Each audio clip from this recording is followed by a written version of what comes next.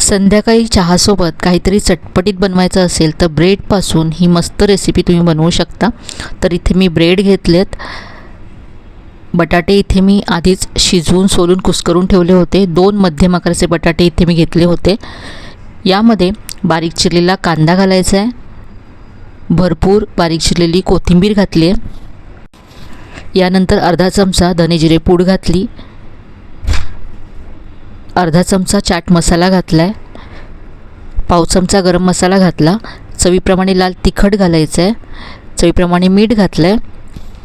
आता हे सगळं मिक्स करूया। तर मस्त चटपटीत असं आपलं हे स्टफिंग तयार झालं आहे। इथे मी ब्रेड घेतलेत। ब्रेड आपल्याला आता कट करून घ्यायचं आहे। तुम्हाला हवं तर तुम्ही याच्या कडा काढून घेऊ शकता, मी इथे काढत नाही आहे। एका ब्रेडचे असे मी 4 तुकडे करते आहे। ब्रेड मोठा असेल तर 6 पीससुद्धा तुम्ही करू शकता। असे तुकडे करून घेतलेत। तर इथे सगळ्या ब्रेडचे असे मी तुकडे करून तयार केलेत।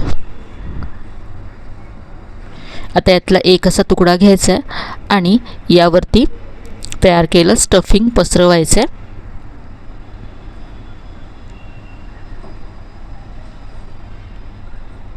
यावरती दुसरा तुकडा ठेवायचा आहे आणि प्रेस करायचं आहे। तर अशा पद्धतीने इथे मी सगळे ब्रेड तयार करून घेतलेत।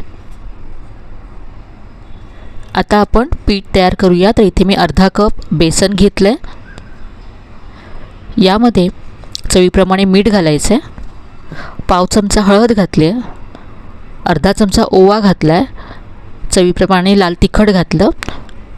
आता यामध्ये पाणी घालायचं आहे आणि नेहमी आपण जसं बटाट्या वड्याला पीठ तयार करतो त्यापेक्षा थोडंसं पातळ करायचं आहे, कारण ब्रेड जास्त पाणी ॲब्झॉर्ब करतो।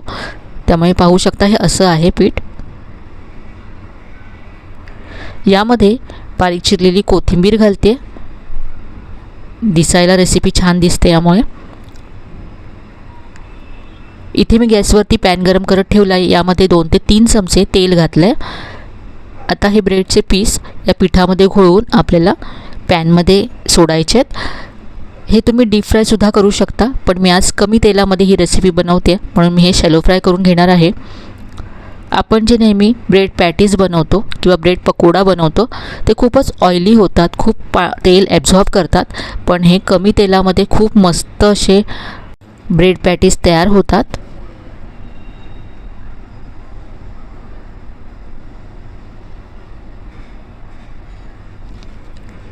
एका बाजूने भाजल्यानंतर आपण हे उलटून घेऊया।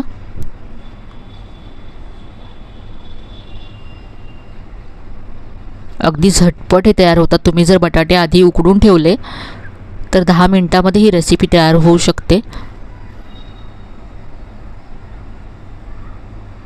मुलांच्या टिफिनसाठी सुद्धा खूप छान रेसिपी आहे। त्याचबरोबर संध्याकाळी मुलांना काहीतरी चटपटीत हवं असतं खायला, त्यावेळेससुद्धा तुम्ही हे बनवून देऊ शकता।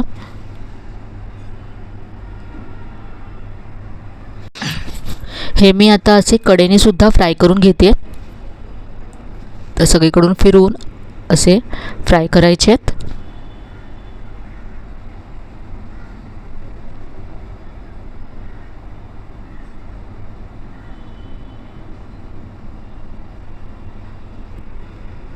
सगळीकडून एकसारखे असे मी हे फ्राय करून घेतलेत, तयार झालेत। आपण काढून घेऊया। लहान मुलांना तुम्ही जर सर्व करत असाल तर टोमॅटो केचप बरोबर तुम्ही सर्व करू शकता। मोठ्यांसाठी याबरोबर खाण्यासाठी मी 2 वेगवेगळ्या प्रकारच्या झणझणीत चटण्या दाखवणार आहे। पहिली चटणी बनवूया। तर इथे लसणाची चटणी बनवतो। यासाठी 10 ते 12 पाकळ्या लसूण घेतले, काश्मीरी लाल मिरची पावडर घेतली।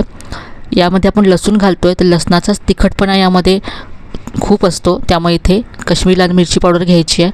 1 चमचा डाळवं घेतलं आहे, अर्धा चमचा जिरं घेतलं, साखर घेतली आणि चवीप्रमाणे मीठ घेतलं आहे। थोडंसं पाणी घालून ही चटणी वाटून घ्यायची आहे। तर ही लाल चटणी आपली लसणाची तयार झाली आहे।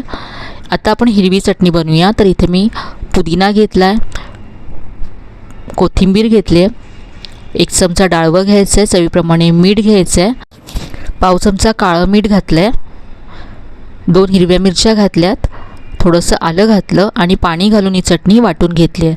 तर ही आपली हिरवी चटणीसुद्धा तयार आहे। तर ह्या दोन्ही चटण्या या ब्रेड पॅटीजबरोबर खूप मस्त लागतात। इथे मुलांसाठी टोमॅटो केचप बरोबर हे मी सर्व केलं आहे. तर अगदी मस्त अशी चमचमीत चटपटीत रेसिपी आहे. नक्की करून पहा.